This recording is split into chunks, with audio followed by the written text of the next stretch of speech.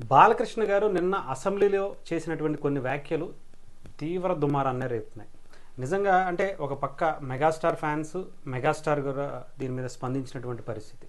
అంటే ఎందుకని బాలకృష్ణ గారు ఇలా మాట్లాడారు అంటానికి ఇదేమి కొత్త ఏమి కాదు. ఆయన గతంలో కూడా ఆయన మాట తీరే అంతే. ఆయన ఏం మాట్లాడాలో తెలియక అలా మాట్లాడతారా, తెలిసే మాట్లాడతారా అనేది చాలామందికి అర్థం కాదు. కానీ సో ఏదేమైనా సరే ఆయన అసెంబ్లీలో మాట్లాడినటువంటి తీరు కావచ్చు, చేసినటువంటి వ్యాఖ్యలు కావచ్చు, తీవ్ర దుమారాన్ని రేపుతున్నాయి. ఇందులో ఎస్పెషల్లీ మనం చెప్పాలంటే జగన్మోహన్ రెడ్డి గారిని సైకో అని చెప్పి అంటాం.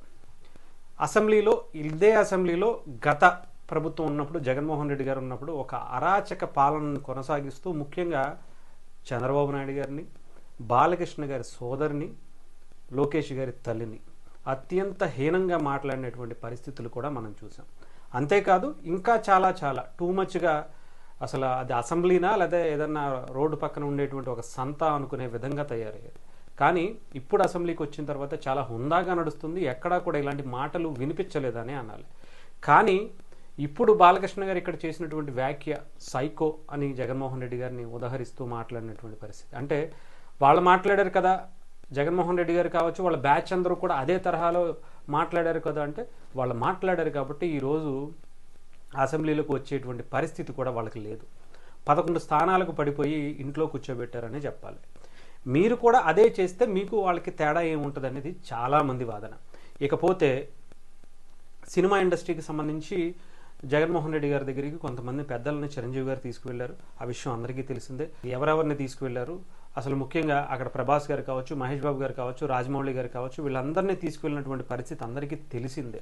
అక్కడ చిరంజీవి గారు ఏం మాట్లాడారు, అక్కడ నుంచి ప్రతిస్పందనగా అక్కడ జగన్మోహన్ రెడ్డి గారు అంటే గౌరవం ఇవ్వకుండా చిరంజీవి గారిని అవమానపరుస్తూ ఉండేటువంటి వ్యాఖ్యలు కూడా చేష్టలు కూడా మనం చూసాం.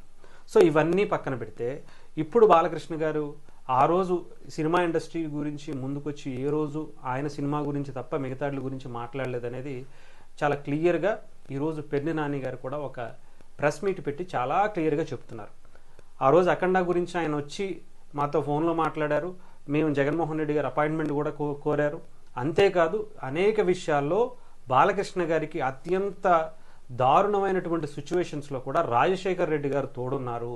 అలాంటి కుటుంబం మీద ఇలాంటి వ్యాఖ్యలు చేయటం తగదని ఆయన కూడా చెప్తున్నారు. కాకపోతే ఇక్కడ చిరంజీవి గారి మీద వాడు వీడు అంటూ బాలకృష్ణ గారి నుంచి ఆడవాడు తీసుకువెళ్ళాడు, ఎవడో వచ్చాడంట అని చెప్పి ఎవరు మన కామినేని శ్రీనివాసరావు గారు మాట్లాడినటువంటి మాటలకి కౌంటర్ ఇస్తూ మాట్లాడినట్టుగా అనిపించింది.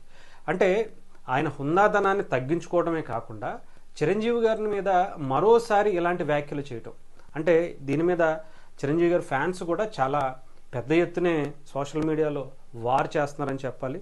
దానికి తగ్గట్టుగా ఒక అఖిల భారత చిరంజీవి యువత నుంచి కూడా ఒక మెసేజ్ కూడా వచ్చింది. ఏదేమైనా సరే ఇది ఒక తీవ్ర దుమారంగానే అయితే కనిపిస్తుంది. మొత్తానికి ఇది ఎటువైపు దారితీస్తుంది, ఇకనైనా సరే మెగాస్టార్ అభిమానులు అయినా సరే ఒకటయ్యి చిరంజీవి గారి వెనకాల ఈ టైంలో అయినా సరే నిలబడతారా, లేదు పొత్తు ధర్మం ఉంది కాబట్టి కొంత ఏమైనా సంయమనం పాటిస్తారా? ఎందుకంటే జనసేన పార్ట్ ఆఫ్ కూటమిలో ఉంది, ముఖ్యంగా అధికారంలో వాళ్ళతో పాటు భాగస్వామిగా ఉన్నారు కాబట్టి చిరంజీవి గారు కావచ్చు, సినిమాటోగ్రఫీ కూడా అప్పుడు అటు చిరంజీవి గారికి సంబంధించినటువంటి కందులు దుర్గేష్ గారి దగ్గర ఉంది కాబట్టి ఎలా మాట్లాడతారో, ఎలా తీసుకువెళ్తారు, ఎలా డిఫెండ్ చేస్తారు, బాలకృష్ణ గారు దీని మీద ఏమన్నా తగ్గేటువంటి ప్రయత్నం ఉందా, ఆయన ఏమన్నా వివరణ ఇచ్చేటువంటి ప్రయత్నం ఏమన్నా ఉందా, లేదు ఇలాంటి అహంకారపూరితమైనటువంటి మాటలనే కొనసాగిస్తూ దీన్ని ఇంకా పెంచుకునే ప్రయత్నం చేస్తారా అనేది కూడా చూడాలి. ఏదేమైనా సరే ఇది ఫస్ట్ కాదు, ఇది లాస్ట్ కాదేమో అనిపిస్తుంది.